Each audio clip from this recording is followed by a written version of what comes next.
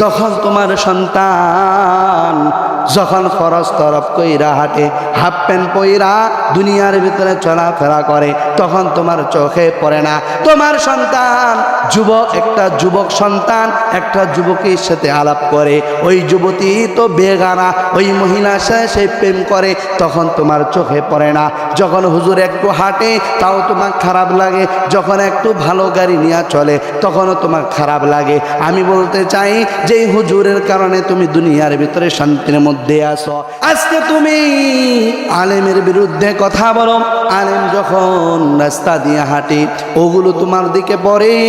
যখন তোমার সন্তান যখন ফরজ তরফ কইরা হাঁটে, হাফ প্যান্ট পইরা দুনিয়ার ভিতরে চলাফেরা করে, তখন তোমার চোখে পড়ে না তোমার সন্তান একটা যুবক সন্তান একটা যুবকের সাথে আলাপ করে, ওই যুবতী তো বেগানা, ওই মহিলার সাথে সে প্রেম করে, তখন তোমার চোখে পড়ে না।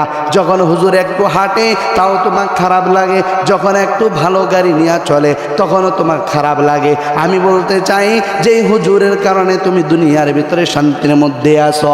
যেই হুজুর তোমাকে নিয়ে সারাদিন ফিকির করে তুমি কিভাবে ভালো মতো চলবা, সমাজটা কিভাবে ভালো মতো চলবে, যুবক ভাইরা কিভাবে নামাজ কালাম পড়বে, ইবাদত বন্দি করবে, তোমার সন্তানরা যেন জুয়ার মধ্যে না পড়ে যায়, ক্যাসিনোর মধ্যে না পড়ে যায়, লুডুর মধ্যে না পড়ে যায়, ক্যারাম বোর্ডের মধ্যে না পড়ে যায়। কারণ কি তোমার সন্তান তো জুয়ার মধ্যে লিপ্ত, তোমার সন্তানের কোনো খবর নাই। তুমি আজকে আলেম ওলামার বিরুদ্ধে গেছো, তুমি যে আলেম ওলামার বিরুদ্ধে কথা বলতেছো, কাল কিয়ামতের দিন আল্লাহ তাআলা বলবে আমি আল্লাহ তাআলা দুনিয়ার ভিতরে নবী পাঠাইছিলাম, আমি নবী পাঠানোর পর বলে আমার নবীকে তো আমি দুনিয়া থেকে নিয়ে গেছি। এরপর সাহাবায়ে কেরাম এরকম করতে করতে ধীরে ধীরে আস্তে আস্তে আমি আল্লাহ তাআলা দুনিয়ার ভিতরে ওলামায়ে কেরাম পাঠাইছি।